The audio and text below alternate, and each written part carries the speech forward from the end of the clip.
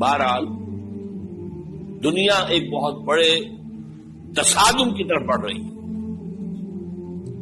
اب میں اس سے اگلی بات جو کہنا چاہتا ہوں اس کے لیے پہلے سے معذرت کروں. خوشخبری میں نے دی ہے تو بدخبری بھی مجھے دی.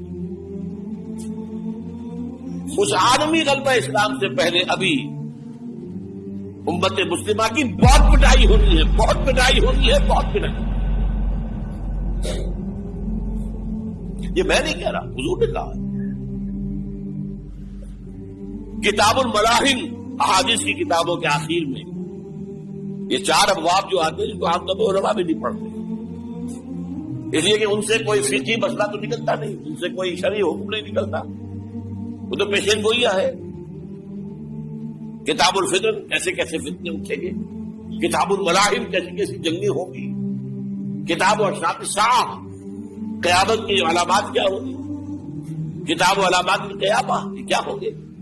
ان ابواب کو پڑھیے تو آپ کو معلوم ہوگا اس دور کے آنے سے پہلے ابھی امت مسلمہ پر اللہ کے عذاب کے بہت سخت کوڑے پڑ.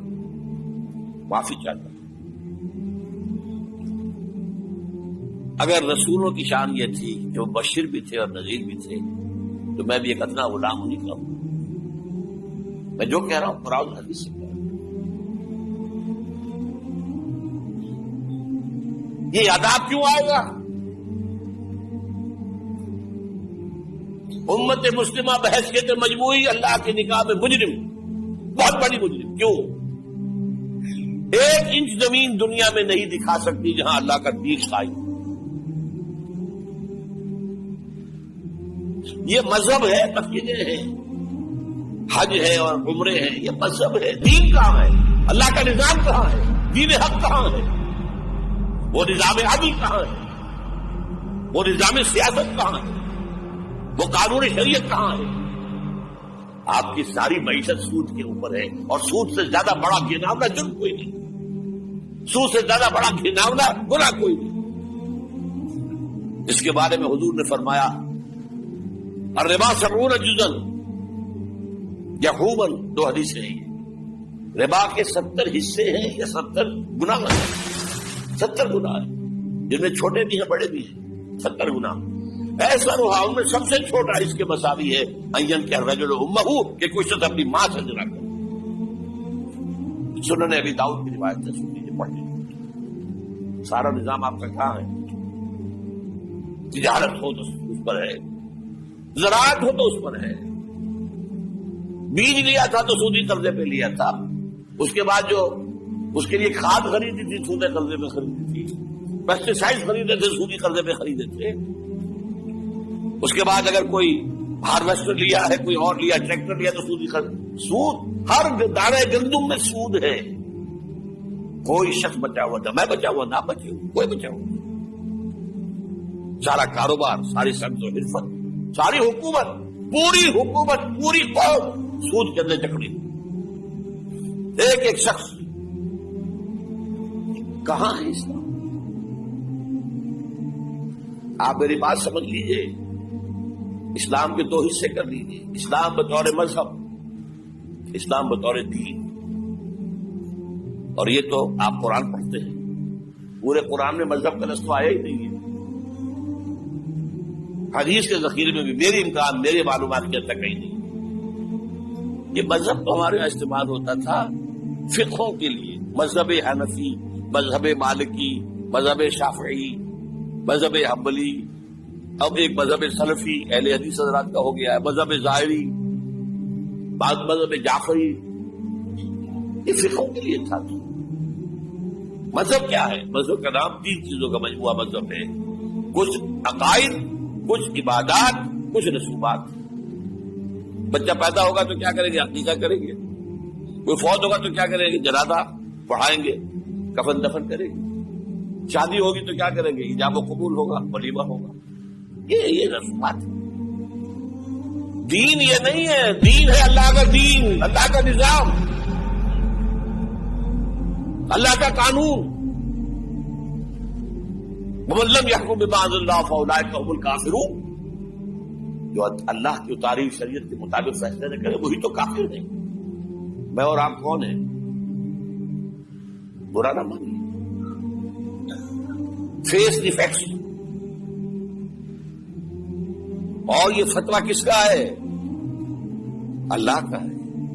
وَمَن لَّمْ يَحْكُم بِمَا أَنزَلَ اللَّهُ فَأُولَٰئِكَ هُمُ الْكَافِرُونَ وَمَن لَّمْ يَحْكُم بِمَا أَنزَلَ اللَّهُ فَأُولَٰئِكَ هُمُ الظَّالِمُونَ وَمَن لَّمْ يَحْكُم بِمَا أَنزَلَ اللَّهُ فَأُولَٰئِكَ هُمُ الْفَاسِقُونَ. 3 فتوے ہیں اس مفتی اعظم جو ہماری اتاری ہوئی شریعت کے مطابق فیصلے نہیں کرتے. وہی تو کافر ہے, وہی تو مشرک ہے, وہی تو فاسق ناہنجار ہے, باغی. یہ ہے امت مسلمہ کا حال. اب میں یہاں آپ کو اختصار سے بیان کرتا ہوں حضور کا طریقے انقلاب کیا تھا. اختصار تفصیل سے کتابوں میں دیکھیے. نمبر 1, دعوت ایمان بذریعہ قرآن. یتلو علیہم آیاتہ. آج جمعے میں نے اسی آیت پر تفصیل کی. تلاوت آیات, قرآن پڑھ کے سناؤ, قرآن پڑھ کے سناؤ, قرآن پڑھ کے سناؤ. کہہ دو وہی تو ہے جس نے تم کو پیدا کیا اور تمہارے کان اور آنکھیں اور دل بنائے, مگر تم کم ہی احسان مانتے ہو. کہہ دو کہ وہی ہے جس نے تم کو زمین میں پھیلایا اور اسی کے روبرو تم جمع کیے جاؤ گے. کیا یہ کسی کے پیدا کیے بغیر ہی پیدا ہو گئے, یا یہ اپنے آپ کو خود پیدا کرنے والے ہیں, یا انہوں نے آسمانوں اور زمین کو پیدا کیا ہے؟ نہیں, بلکہ یہ یقین ہی نہیں رکھتے. تو کیا ہم پہلی بار پیدا کر کے تھک گئے؟ نہیں, بلکہ یہ اثر نو پیدا کرنے کے بارے میں شک میں پڑے ہوئے ہیں. اور ہم ہی نے انسان کو پیدا کیا ہے, اور جو خیالات اس کے دل میں گزرتے ہیں ہم ان کو جانتے ہیں, اور ہم تو رگے جان سے بھی زیادہ اس کے قریب ہیں. اور کافر انسان کہتا ہے کہ جب میں مر جاؤں گا تو کیا زندہ کر کے نکالا جاؤں گا؟ کیا ایسا انسان یاد نہیں کرتا کہ ہم نے اس کو پہلے بھی تو پیدا کیا تھا جبکہ وہ کچھ بھی چیز نہ تھا؟ سو تمہارے پروردگار کی قسم ہم ان کو جمع کریں گے اور شیطانوں کو بھی, پھر ان سب کو جہنم کے گرد حاضر کریں گے اور وہ گھٹنوں پر گرے ہوئے ہوں گے. وہی زندہ کو مردے سے نکالتا ہے اور وہی مردے کو زندہ سے نکالتا ہے, اور وہی زمین کو اس کے مرنے کے بعد زندہ کرتا ہے, اور اسی طرح تم دوبارہ زمین میں سے نکالے جاؤ گے. اور اسی کی نشانیوں میں سے ہے کہ اس نے تمہیں مٹی سے پیدا کیا, پھر اب تم انسان ہو کر جا بجا پھیل رہے ہو. اس قرآن کے ذریعے سے دلوں میں ایمان پیدا ہو, یقین والا ایمان. دیکھیے, برا نہ مانے, مغالطے میں نہ رہیے. میرے اور آپ کے دلوں میں ایمان نہیں ہے, عقیدہ ہے, والدین سے ملا ہے. یقین والا ایمان کہاں ہے؟ اپنے گریبان میں جھانکیے, اللہ آپ کو توفیق دے.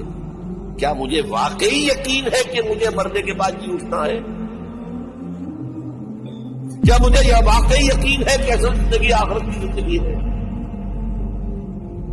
کیا مجھے واقعی یقین ہے کہ قرآن اللہ کا کلام ہے؟